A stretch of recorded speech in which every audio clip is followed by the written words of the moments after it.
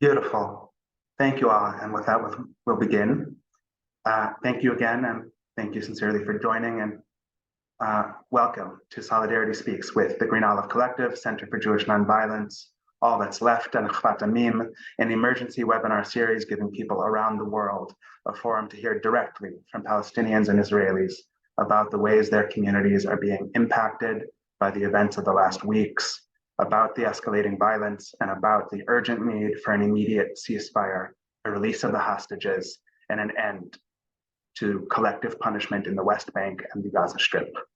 Today's event is a fundraiser for the Palestine Children's Relief Fund, a humanitarian organization providing emergency medical relief in Gaza as we speak, and an urgent need of resources and support as they work to provide urgent and life-saving care in an environment in which access to water, food, electricity, and health services are severely limited by a policy of total closure. Indiscriminate airstrikes continue, and close to 1 million people are displaced from the north to the center and south of Gaza, with over 400,000 in UNRWA installations. I'm sharing the link once more in the chat so it doesn't get lost. My name is Erez Bleicher, and I'm the Communications and Membership Director of the Green Olive Collective, a binational advocacy, information, and tour guiding center of Israelis and Palestinians committed to a democratic future and an end to the ongoing displacement of Palestinians. We provide communities around the world with insights into the apartheid policies of the occupation and the resources to engage in meaningful solidarity with Palestinians. Following the devastating events of the last days, I've been reminded of a striking statement I once heard from Aurora Levins Morales, the noted Puerto Rican Jewish feminist scholar, in a workshop she led at the Jewish Voice for Peace conference in Baltimore in 2015. She said, "Solidarity is my lullaby." I have to be honest that the weeks since this war began have not been the best weeks of sleep I've ever had. But if I have had any comfort these last weeks, it is because I know there are people and voices like Sahar, Noam, and Yosef who are joining us today and are insisting, particularly in this moment, on solidarity, and we're part of a broader community of people who have lived their lives as an expression of empathy and common cause against the limits of the dominant discourse set by Biden and Netanyahu. Our speakers today are three long-standing Israeli activists who have worked to build solidarity across checkpoints, border walls, and closed military zones for many years. Several of them have also spoken publicly about what it means personally and politically to hold mutual grief for both Palestinians and Israeli communities impacted by the violence of the last days.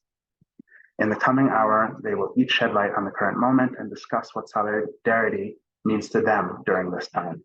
I'll introduce them briefly now, and then pass it to them to share about their experiences, about the ways their ability to engage in work that crosses borders between communities is being impacted in this time, and about the kinds of solidarity that they think are critical to maintain.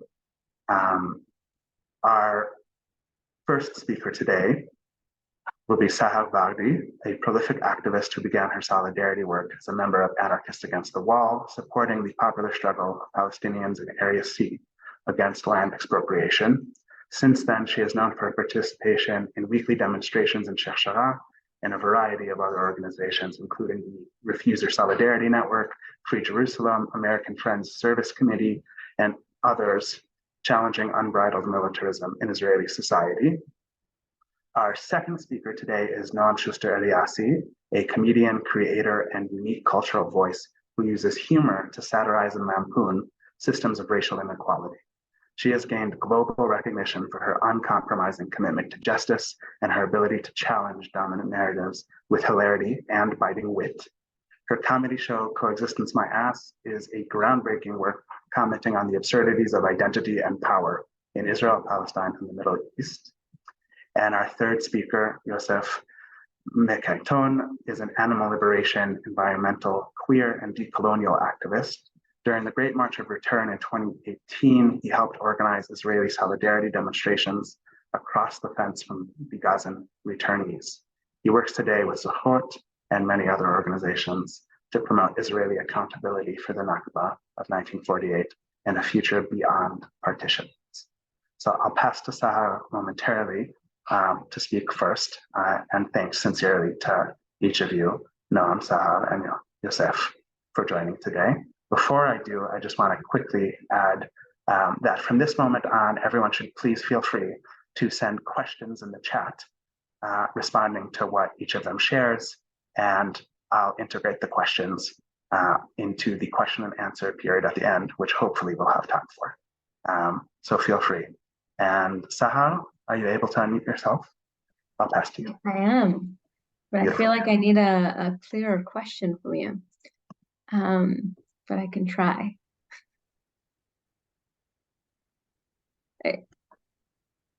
The question you're saying? Well, we talked a bit about kind of how to start this, and you did have a few questions, and I'm wondering which one of those you would want me to start with. We can start at the beginning. I can ask the first question that I sent. I sent each of the speakers a list of questions that I thought could be reference points and bring up some of the relevant themes. So we'll start there. So thank you for joining, and tell us about yourself. What experiences led you to develop deep relationships in Palestinian and Israeli communities working towards a lasting peace, justice, and a future beyond occupation? And what about your past has informed your relationship to the current moment? Thank you for pointing me. I feel like there's a lot to say in these days, and it's always hard to understand where to start talking about these things.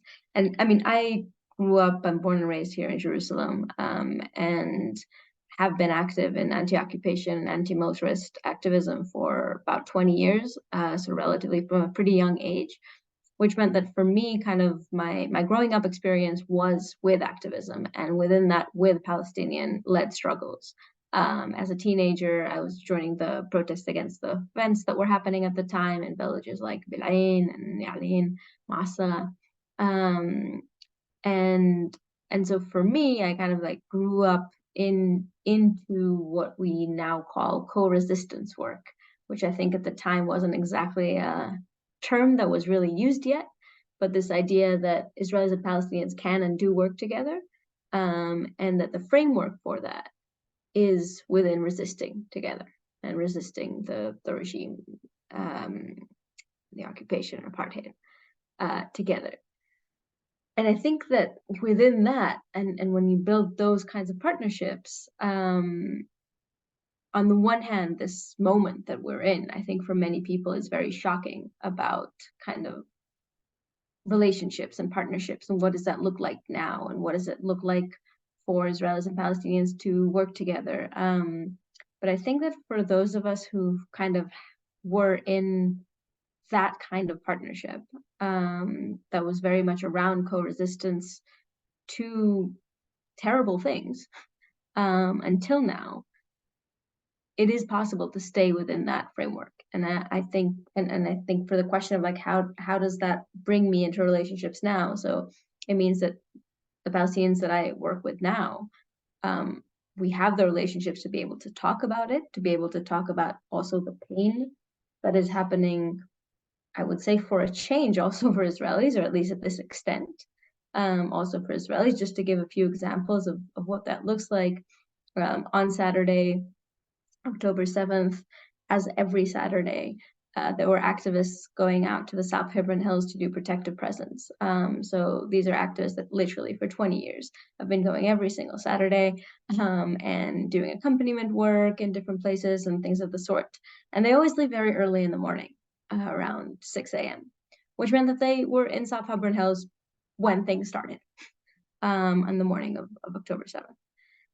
And even just that situation, I wasn't there, but speaking to people who were there that morning, there was an activist that while he was there was chatting with his mother, that is still missing to this day.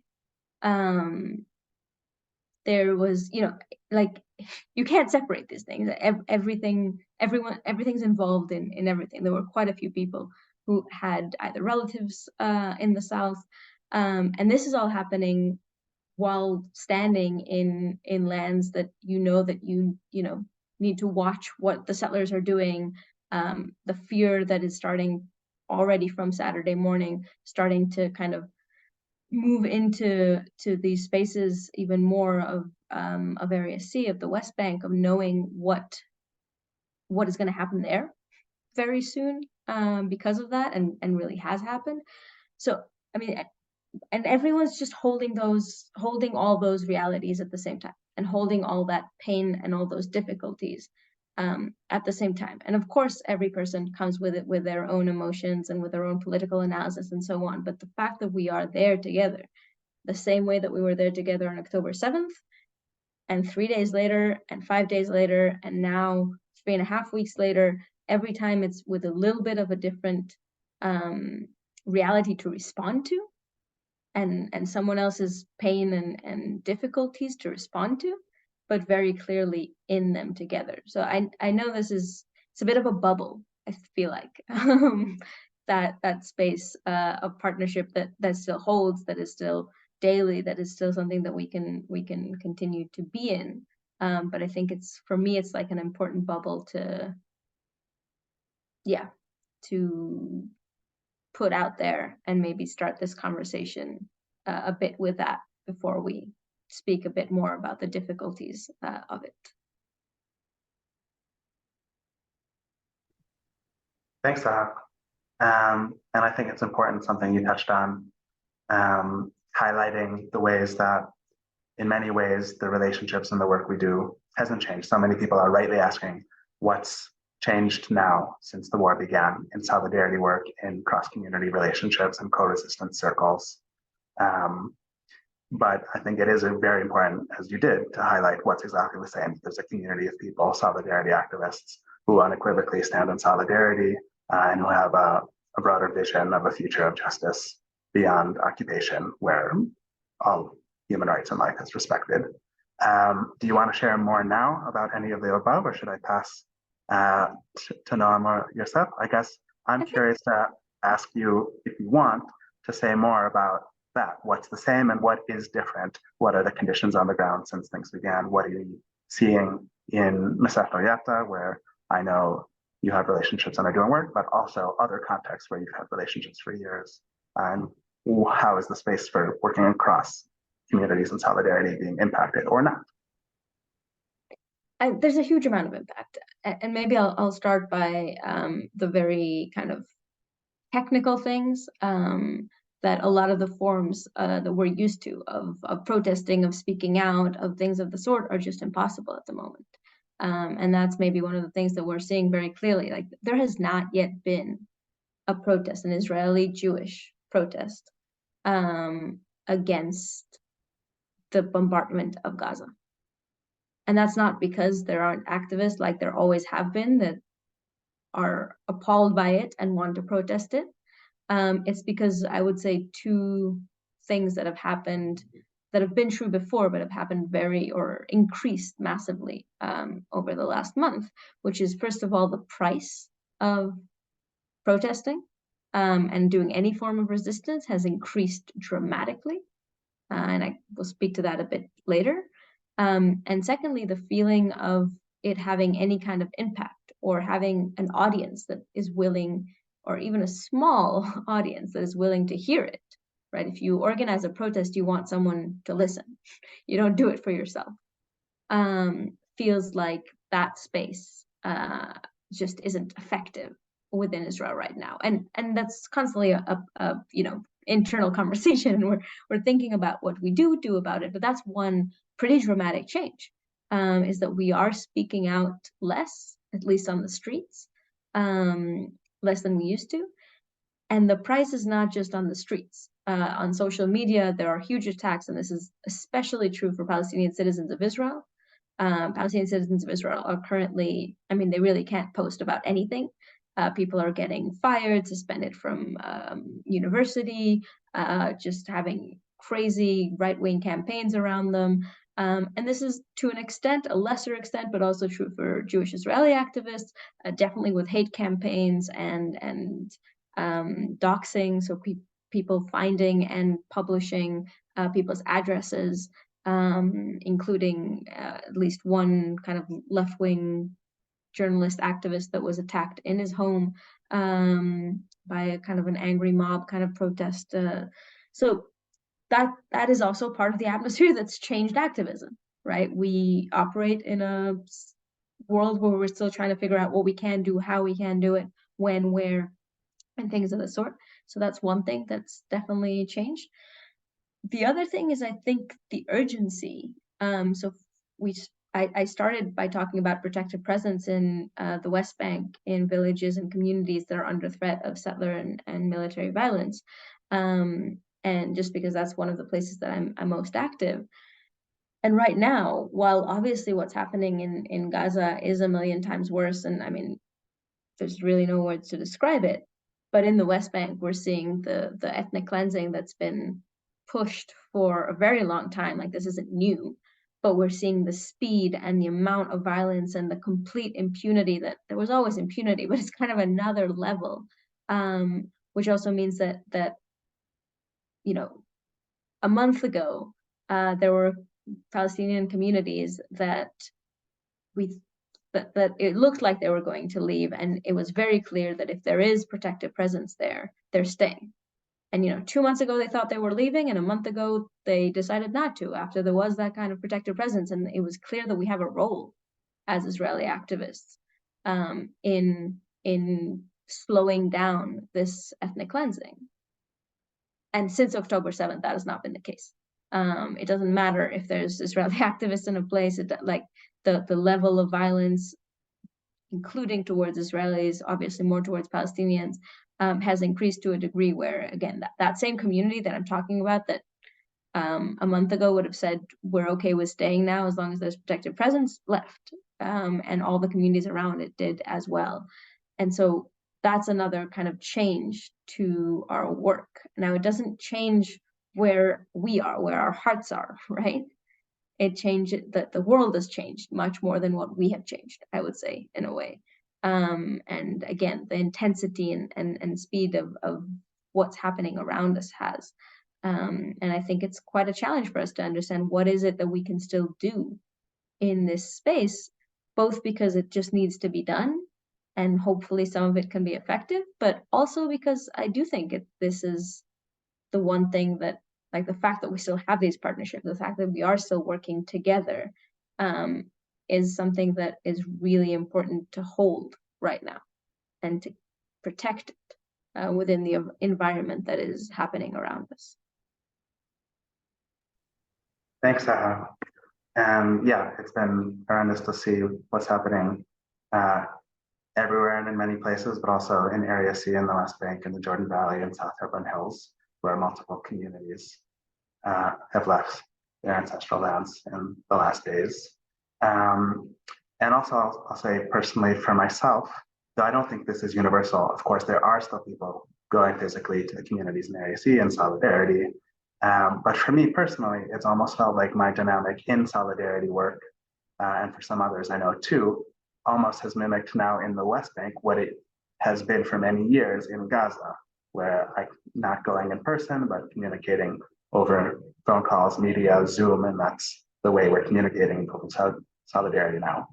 So just a note, a lot more to say, but I think I'll pass it to Noam, if you're able to unmute yourself, to introduce yourself, say how you have come into these conversations and work, and what has informed your relationship to this moment.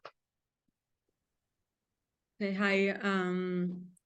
I'm always more relaxed after listening to Sahar. So it's also heartwarming to some extent to see that there are so many people here. So, and I recognize some names. I'm Noam. I usually tell jokes. Jews are very good in making good material out of their trauma. So stay tuned for the future. I'll have material, but not right now.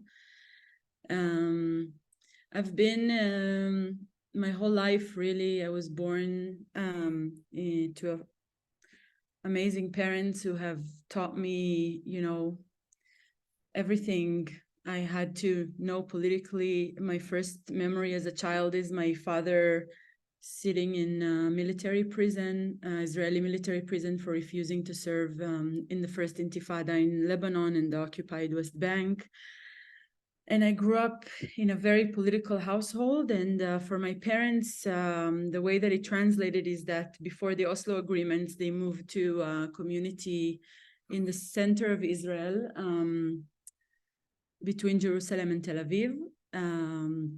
It's the only place in Israel where Jews and Palestinians live together by choice. So I grew up with both narratives and both realities, and very much into, you know, what an alternative can look like.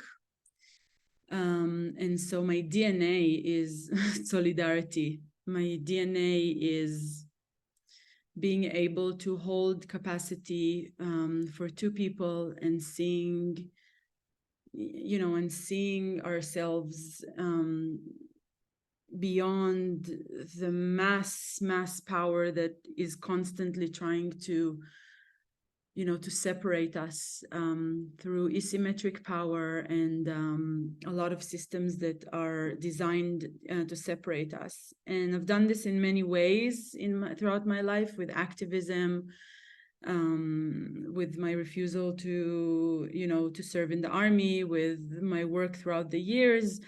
I even tried for a bit through the UN. It didn't work, surprise.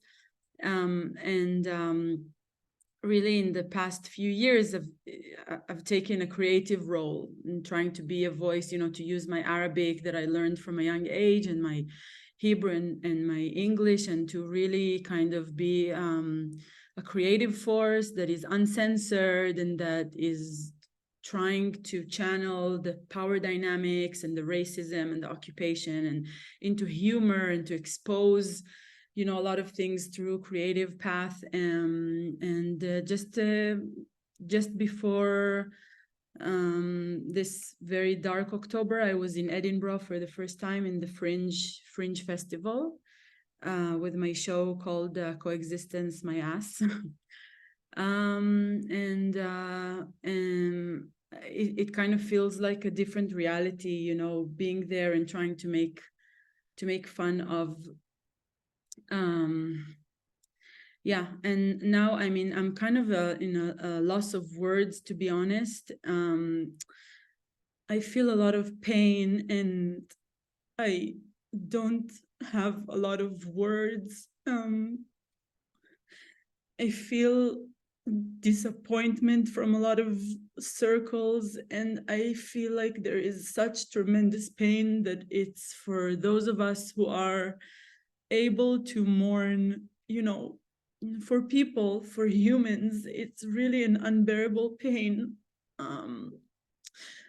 I want to say that for our community of, you know, Jews who are in solidarity with Palestinians, and Jews who have been active against the occupation, this is a huge catastrophe for us, because we are alone by default. The Israelis hate us because we criticize Israel. And the reality is so devastating anyways, that October 7th, a lot of the victims of the massacre in October 7th are people from our circles, our activists, our peace activists. My mother's friend, who is a peace activist, is kidnapped in Gaza. I stopped counting so many people who really were, I think, partners for this shared fight that we are fighting. And it feels like the discourse, especially in the US, there is some kind of like a cyber war narrative on top of our heads that in some extent is really failing to see us people on the ground and to see how much many of us are just victims in this really, really vicious thing that we've been trying to fight our whole lives. And it is an extremely difficult moment. And I think that instead of trying to prove how solidarity still works and solidarity is here and we will never give up, it's also really truthful to recognize that this moment is hard. It is the hardest. The level of hardship also internally here in Israel translates into my Palestinian friends with Israeli citizenship are completely silenced and afraid and haunted. My leftist friends are silenced and afraid. As Sar said, we literally don't have the tools, don't have the ability to do the most basic things like protest.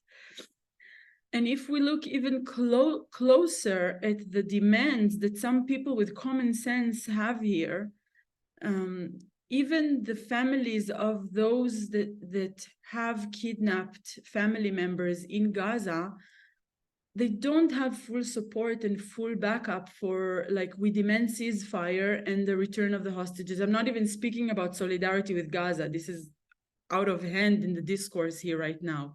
People are traumatized and in pain. And so our role now as activists here is so freaking painfully silent, that we are trying to find ways through the bricks, through the little, to say, okay, ceasefire with an emphasis on the hostages so people won't attack us for being traitors, right? Ceasefire with, the most basic things that are just impossible to do right now. We've never felt so paralyzed. We've never felt so silenced. I'm watching my friends in the US rallying and protesting, and I'm like, good for you. We can't do that. And also, as someone who's been grieving here with a lot of people, who's been with survivors who are our allies, and even if they're not our allies, they deserve our sympathy and our empathy. The quick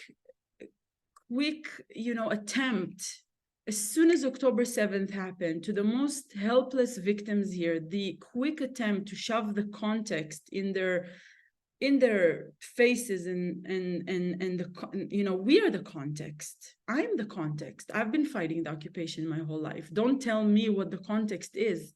So it's okay to acknowledge that things are not okay, that we are silenced, that there is not much room for solidarity now, and that some of us are a little bit afraid and feel also angry. Yeah, I think that's what I have to say for now. Thanks, Noam. Deeply appreciated. And I think you touched on something that, for me, is really important, which is also some of the disregard we've seen from public officials in Israel towards the families in which there are hostages, families with family members who are hostages. Like I saw a call yesterday, the first time, what's his name, Gal Hirsch, who has been declared recently the hostage envoy, after weeks after it happened, had his first call with the families.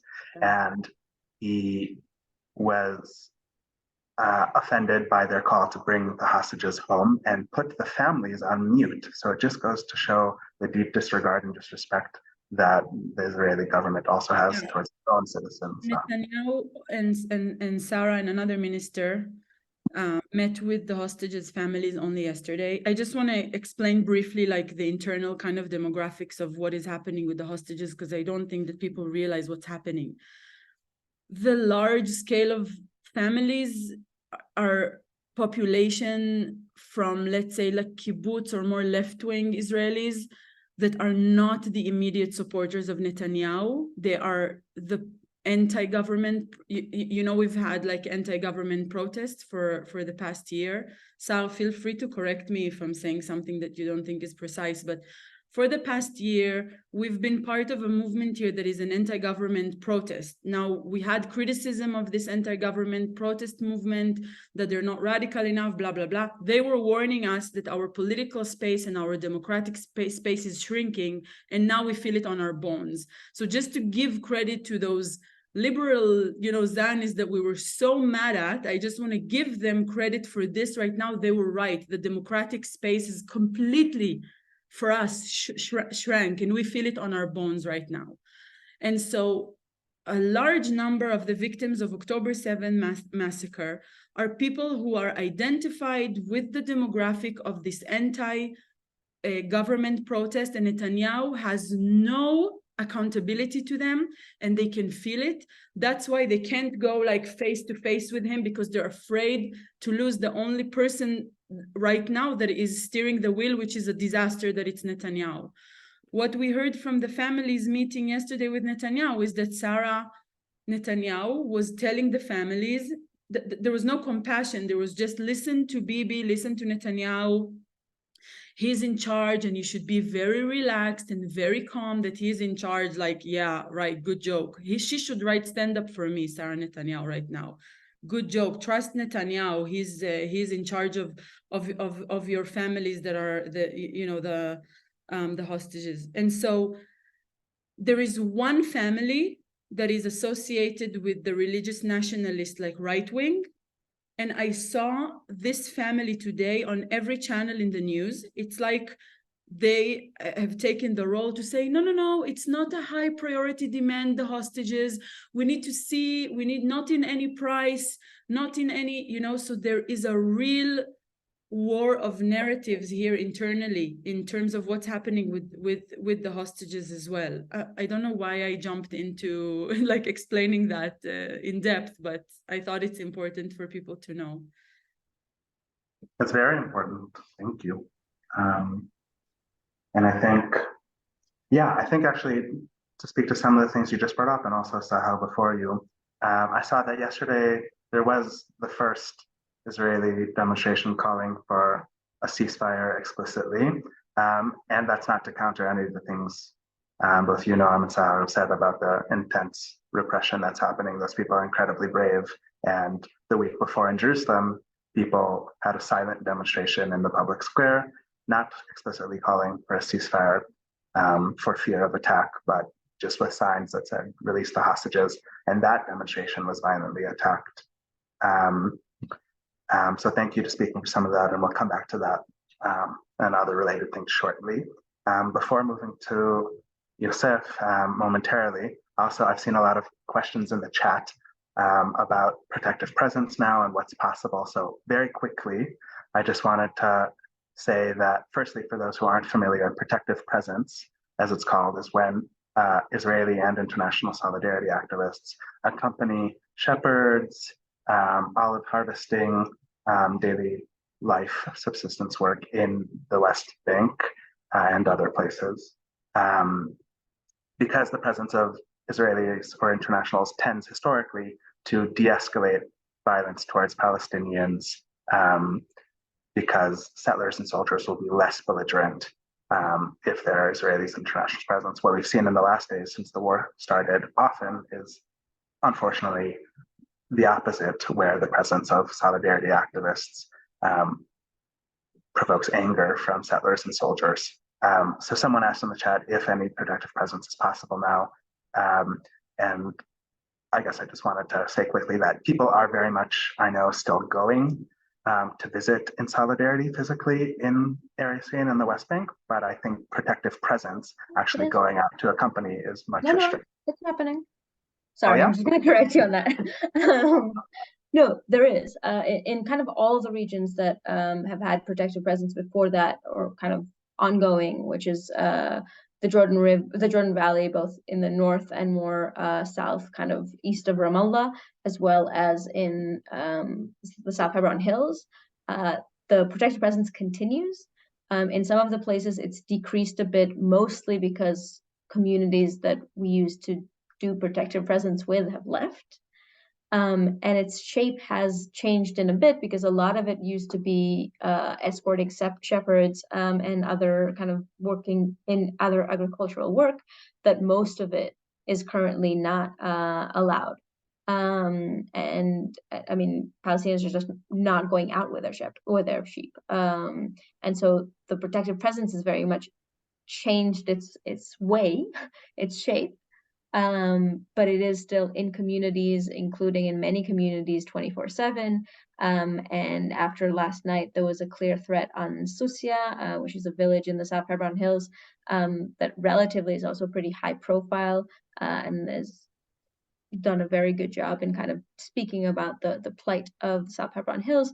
So just to say that currently the level of protective presence, for instance, in that area is actually very high and going to continue to be very high over the next couple of weeks. Maybe just as a side note to say, it's a scary thing. And I think it's a scary thing also to try to organize it and to invite people to come and join and do this thing that's very much needed. And a lot of people really want to do something now. I think that's, hopefully we'll have time to speak about some of the also beautiful things that have happened in the last 3 weeks in this horror. And a lot of it has to do with how much people want to do and want to bring from themselves, which is often a thing that happens around tragedy. And this is also true in this case around what's happening in Area C. But it's a scary thing to do as an organizer, to be inviting people into a place where you know that they will be in danger. So we can speak about that later if we want to, but yeah. Thanks, Saha. So glad for the clarification and very glad that protective presence is continuing despite increased risk in certain ways. And I did see that going into later this week, there was a specific call made from different regions and in South Hebron. I'm excited to get back to some of the beautiful things you mentioned soon. Maybe excited isn't the right word, but that needs to be shed light on also. But first I'll pass to Yosef. Are you here? Can you unmute? Introduce yourself and speak about the work you've done in the past that brings you into this moment. Hi, so my name is Yosef Kaiton. I grew up in Eilat in the south. I grew up in a family that is mainstream and racist. To those of you who know parties in Israel, so my parents were both Likud voters. And there my journey to the left began. And it continues. It seems very endless and at times very difficult as well. But one of the main milestones of this journey is the organization Zochrot, remembering in English, Zakirat in Arabic, which is an organization to educate the Hebrew-speaking people in Israel, the Jews, about the Nakba, about the ongoing expulsion, some massacres and ethnic cleansing of Palestinian population since before 1948 even, but of course a peak at the 1948 war and thereafter.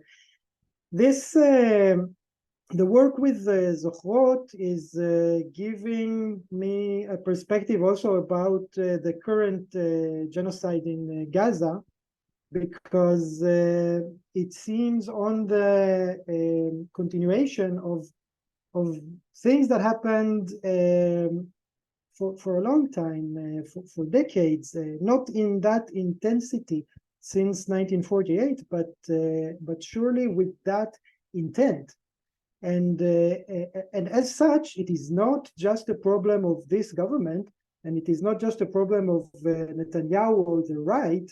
The left was also, the so-called left, was also very busy ethnic cleansing in a more polite way during the years. So I don't know how much time I have for like history in this, but people in Gaza, most of them, up to 70%, are refugees from places like Majdal, for example, which is today inside Ashkelon. They were expelled from there, deported from there in the 50s, in the early 50s. So it's not just a war thing. It's not just an emergency, I don't know what. It's a policy going on since then to create this, that created actually the Gaza Strip with its now second and sometimes third time refugee population. Personally, I'm going mad because I'm so worried about friends. So, for example, I will start with Gaza, but like friends everywhere, and Jews, Palestinians, everyone are in such dire situations. So you probably heard, at least a lot of you who participated in the first talk in this series has heard Khalil speak. Him and I sort of met, or before we met online, when he was participating in the Great March of Return that happened in Gaza. I don't know if you remember, but at the end of 2018 and the beginning of 2019, Gazans held an amazing event in which tens of thousands went onto the fence and made camps there and taught the children the history of the Nakba and made a lot of things next to the fence in protest and in demand to return. It was a march of return to their towns and cities and villages that they were expelled from. One of these cities is my city. I live in Bir Saba, which is in Hebrew Be'er Sheva. And Khalil's wife, Tasnim, is from a family originally from Be'er Saba. So, of course, we talked about that. And when we organized when Khalil was participating in the Great March of Return, we wanted to organize a response to that, a resounding yes from Jews inside the Green Line. So we did. Neta Golan and others and I organized. It wasn't a big demonstration. I think at the peak we were 50 people maybe. We approached the fence until a point that we could see them on the other side, and we talked over the phone, and we were exchanging, what's happening, and what was happening on their side is that they were shot at, and medical teams were shot at, and journalists were shot at, and just plain people of all ages, of all genders were shot at, and died and got wounded. And we were worried sick on the other side, but we couldn't go away as well. We wanted to bear witness and to participate in that very just demand for them to be able to return to the homes that they were forced out of in 48.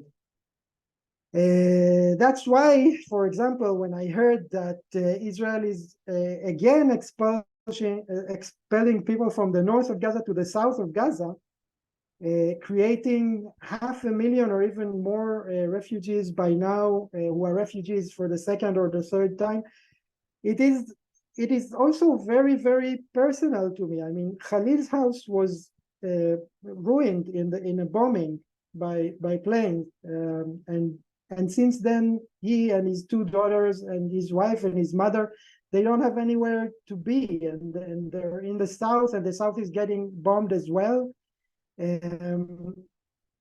Just today, we exchanged some words in the morning, and he told me, we have water until the evening, and that's it. I don't think we'll have water tomorrow.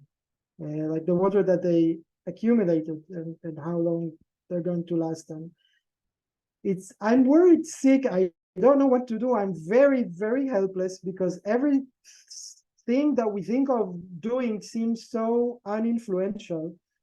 We're trying to appeal the international community. We wrote a petition and started signing up people and sent it to diplomats and embassies.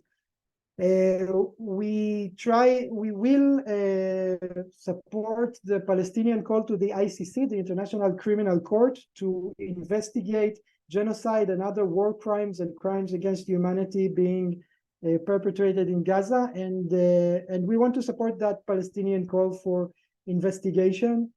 But at the same time, we have not a lot of hope in these international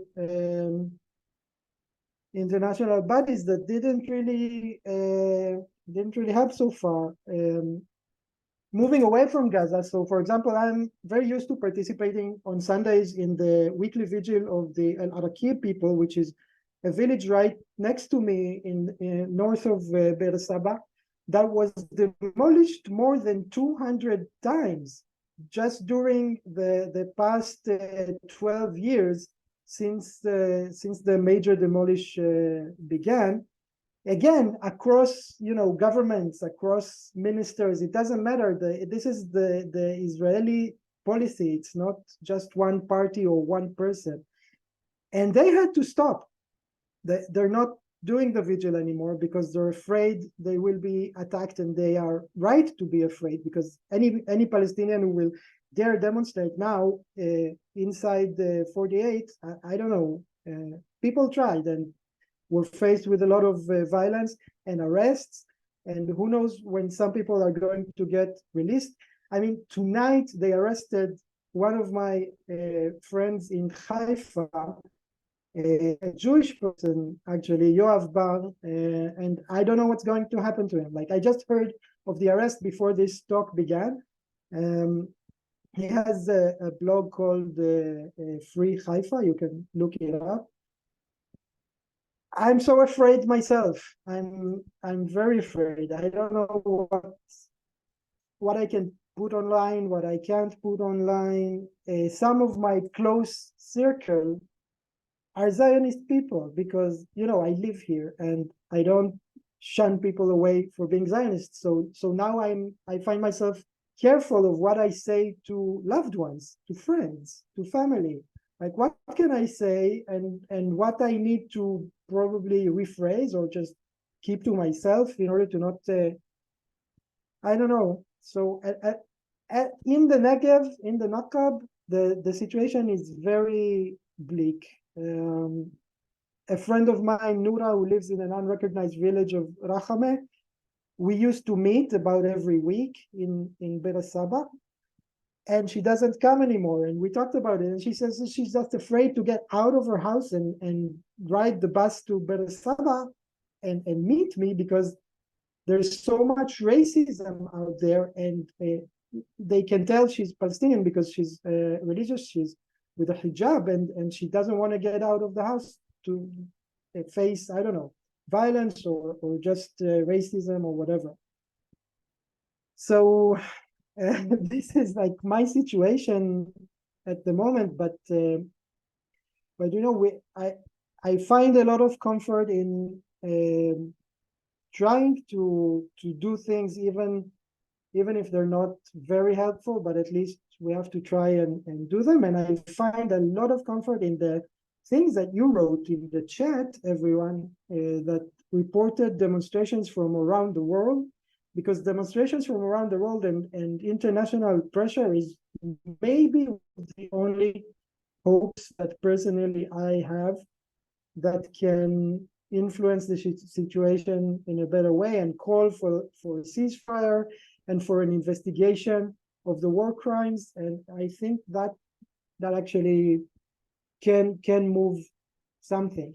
I saw an invitation from the Vadat HaMa'akav, how do you say that in English? The Committee of the Arab Population in 1948 inside Israel, and they were trying last Thursday to hold a convention in Haifa, and I was so excited about it because I thought, wow, finally something to do. I can go there and maybe something will come out of it. And boom, the police shut that thing down. They forbade them from having the convention, and they threatened the venue that they will close down that venue if the convention will be held there. And that's it. There was no convention. I don't know. I'm confused, and I feel helpless, but at the same time that I have to do something. And thank you for listening. Thank you, Yusuf. Thank you so much.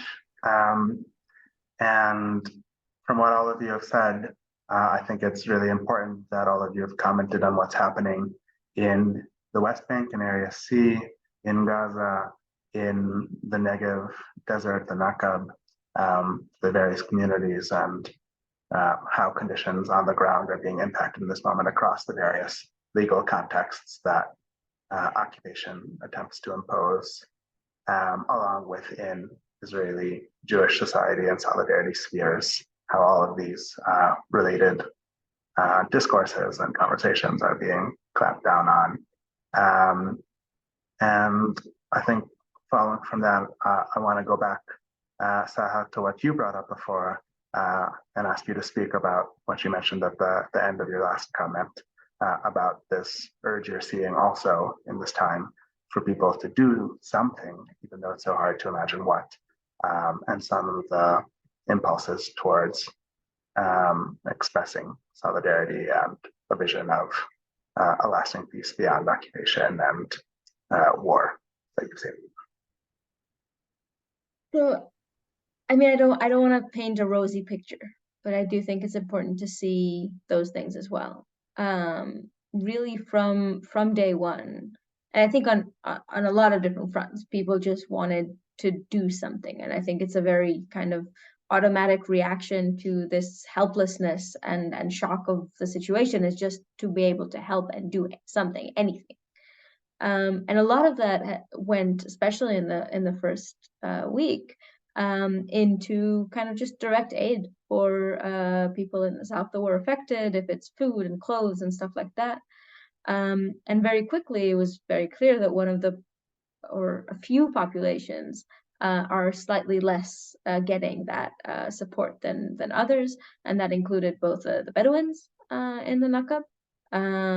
That there are, I mean, there's, I think, if I have the numbers correct, there are 18 and 9 dead and hostages from the Bedouin communities in the South as well.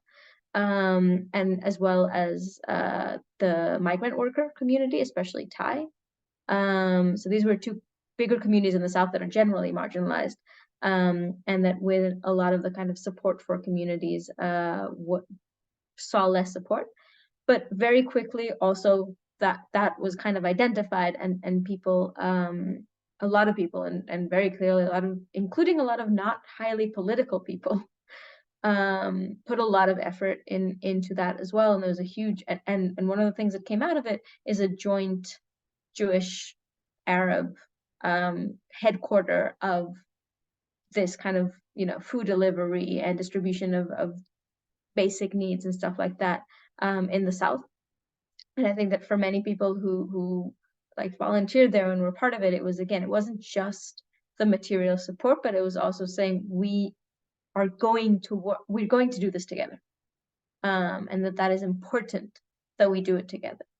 And I think, people involved in it, it gave them a lot of hope. And here in Jerusalem, a few things that happened. I'll just say that in Jerusalem, there was the same kind of thing of collecting food specifically for the South, for Bedouin communities. And as time passed, and there's less of a need now, and people are slowly finding a way to kind of, I wouldn't say go back to normal because it isn't, but don't need that immediate aid anymore.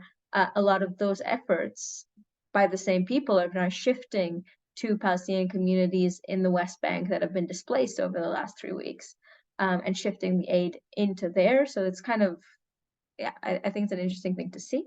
The other thing that we've seen in Jerusalem, and I know there's a lot of other things around the country, but as a Jerusalemite, I'll just speak to that, is that very early on, there was just a WhatsApp group that was opened of different people who care about East Jerusalem.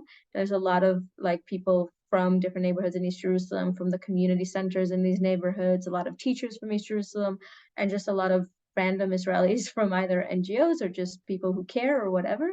And it's just a group that people send this and this is happening, we need help with this. If it's a checkpoint that is closed and teachers are trying to get to school and can't, or if it's food that's missing, or if it's attacks on Palestinians in Jerusalem, which is also happening quite a lot, racist attacks.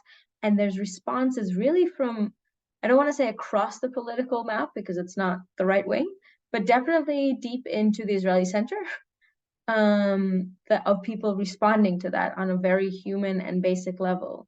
So it's not everywhere. It's definitely not, the big picture that we see around us, but I think it is important to also see these places, because it's very hard to find humanity right now. And I think for me, finding those small places is extremely important. And there's a lot of, organizing. One of the places that had the most like empty spots for people to, like, that offered the most houses for people to move in just in the first week was in Kfar Qasim, was in a Palestinian city in the center of Israel. Part of the reason that I mean, not a lot of people wanted to go there, so they kind of, the spaces were left, but it was, just the sentiment of people saying, like, let us help, and the who is Jewish, who is Arab, like, we are in this together. And I think, again, also, at least in my circles, beyond the green line as well, and kind of expanding that we're in that together, also beyond the green line. Again, it's not a representative thing. It's not, we also are at the same time seeing voices of people who I used to think are on the left ish, that are saying, yeah, maybe there is no other solution to Gaza except for erasing it. So I mean, I really don't want to paint a rosy pink picture, because what's happening around us is scary and devastating. But there's also all these different, just people trying to be human, and trying to be human together within this, that I think is just important to give that space as well. Thanks, Sahar. Curious if you, Noam, or you, Yosef, have any way you want to follow from what Sahar just said around ways that, despite the horrendous circumstance, people are coming together in this time in different ways, in ways that defy the dominant narrative that's taking hold. And if not, that's fine too. But wanted to give you a moment that you did want to follow and also comment on the ways you're seeing people come together. I think Sal really summarized it very, very well. I will just add that large number of the liberal civil force, or whatever you want to call it, they're now really, really, really busy with functioning instead of the government. And so we wonder, I think it's a question that a lot of activists wonder, is if our kind of small networks ignite the possibility of demonstrating against what is happening, when other people become more available from responding so urgently to what is happening now, will they take it on from there, and what the demonstrations are going to look like? So I think this is a question that is kind of being asked among activists. And I will also say that in mixed cities in Israel, there is a feeling of very tense silence.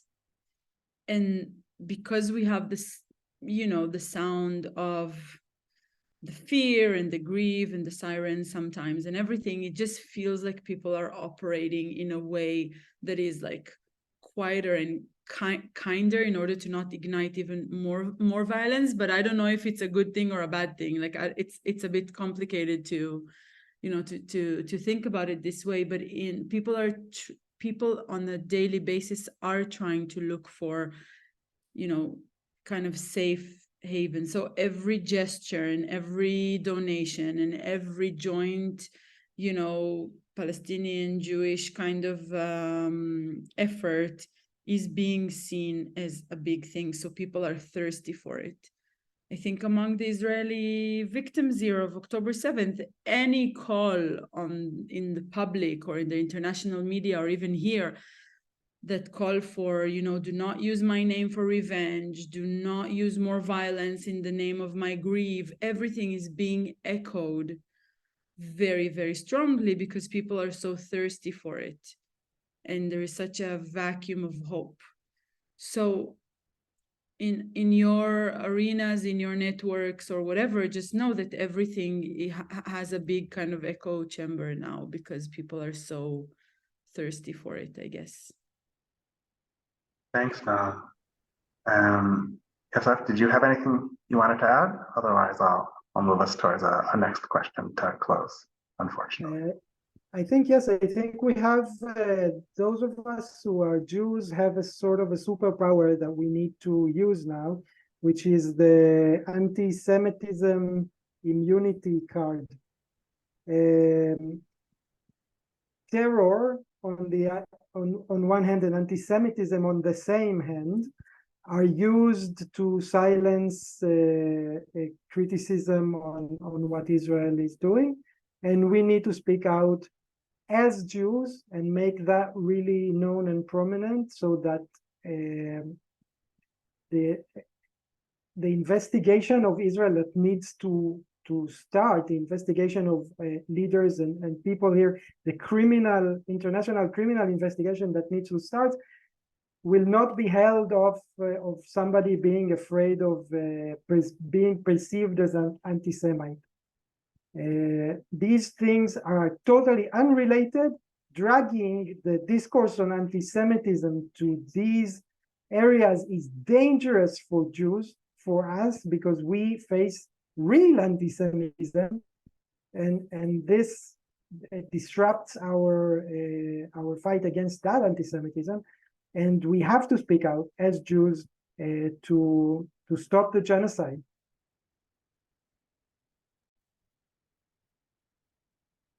Thank you. So important. And larger conversations about what it means to use our privilege ethically and strategically are so important in this moment. As always, we have less time than I hoped we would to talk about all the things that are important. So I guess I want to just end, with the words from Khalil in the Gaza Strip, who joined for the first call of this emergency webinar. He said to me once in the last weeks, occupation is a weak system. It can't defeat feelings, the sincere feelings that we have. The one positive thing about this catastrophe is that it brings true friends together, and it is true friendship and solidarity that is sustaining my hope and my ability to resist. So I just want to ask each of you, unfortunately, probably more succinctly than your answers deserve, to say any final words you might have about the kinds of relationship building, solidarity work, and public advocacy that you think are important now, why it's important to sustain solidarity and connections across communities in this urgent moment, and what you see as the role of solidarity in sustaining our ability to imagine different futures.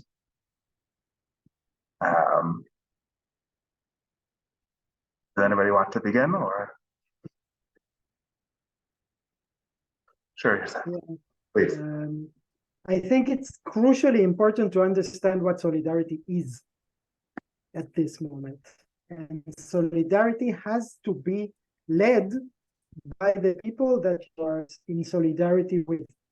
Okay, so many Israelis they have very good intentions, but they have this blind spot that they can't let go of the habit to lead the struggle for freedom. This is not your struggle for freedom. If you are in solidarity, you have to sometimes disagree and still participate. You have to listen a lot more. You have to leave the tactics of the struggle to the people who are actually struggling. And this is also important here. If you want to do something and you can maybe consult about it with Palestinians, it's the best. Yeah, that's what I have to say. Thank you. Noam, do you want to share any final thoughts to close with? I think we should state the obvious, like put pressure on your elected officials. Don't stop talking about it. Don't. I mean, the tools, the set of tools and the set of networks that you have is much different from really the shrinking political space that we are kind of trapped in. So use it, use what you have, pressure your representatives, put as much pressure as possible. And I think, engaging with as many Palestinians as possible, and also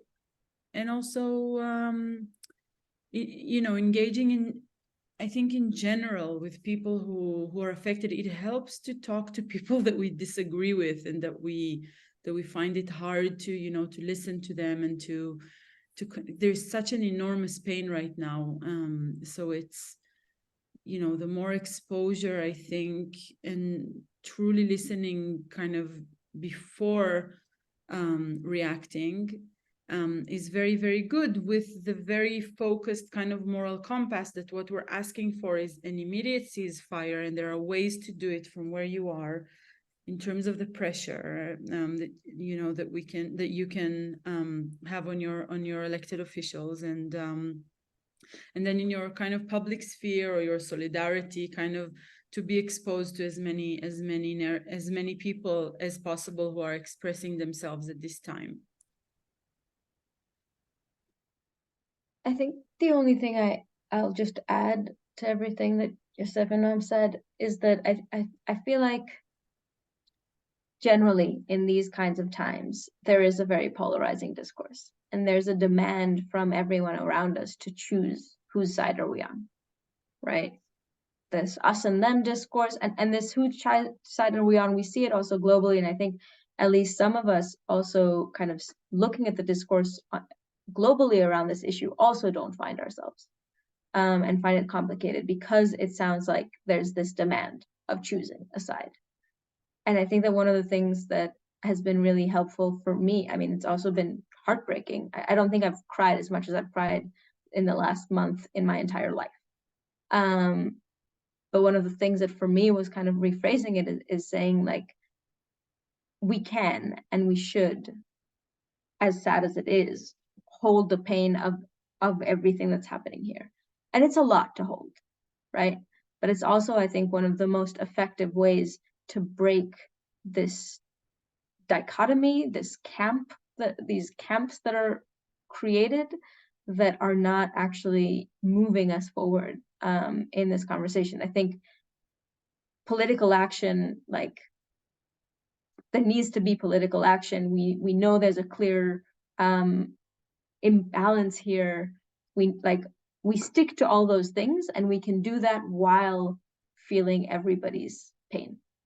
And I think for me, that was a really helpful thing of understanding how to not fall into the existing discourse that puts those pains against each other.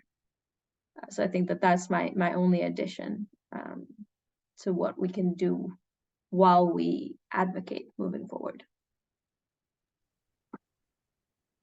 Thanks, Sahar. And thanks to each of you. I think as the call is finishing, I'm sitting with all that you just shared at the end, and about what each of you just said around the ways we can hold mutual grief for all those impacted and all those harmed within a clear framework calling for an end to collective punishment in Gaza and the West Bank and other areas, and against reprisal and for a just and lasting peace. So unfortunately, that is the end of our time today. I think, as always, actually, as a last note, that it's important that people around the world amplify voices of solidarity, particularly amplify Palestinians calling for justice and their collective rights, but also that there are initiatives and cross-border solidarity projects happening that aren't given the platform that they deserve or need or could use to do really critical work in advancing a just future. So once more, immeasurable thanks to you, Sahar, Noam, and Yosef for joining in this difficult time. I know it's vulnerable to speak in this time. And thanks to each of you who joined from around the world as we came together to express our solidarity and hear directly from activists on the ground calling for an immediate ceasefire, a release of the hostages, and the end of collective punishment in the West Bank and Gaza Strip.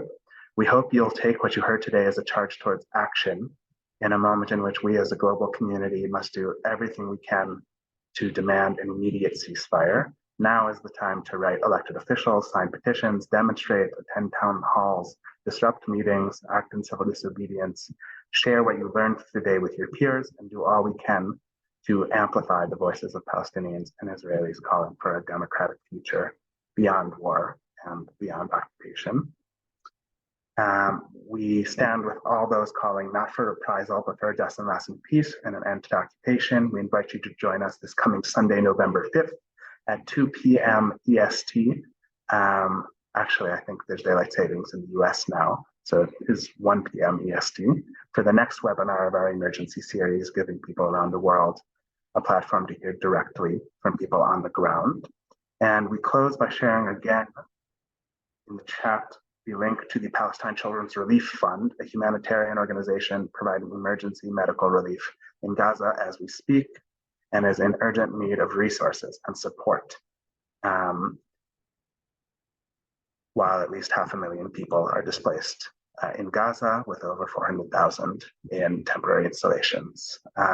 So our thoughts are with all of you. We hope you have as good and peaceful days as possible, and we send our care and solidarity to the protesters around the world calling for de-escalation and ceasefire.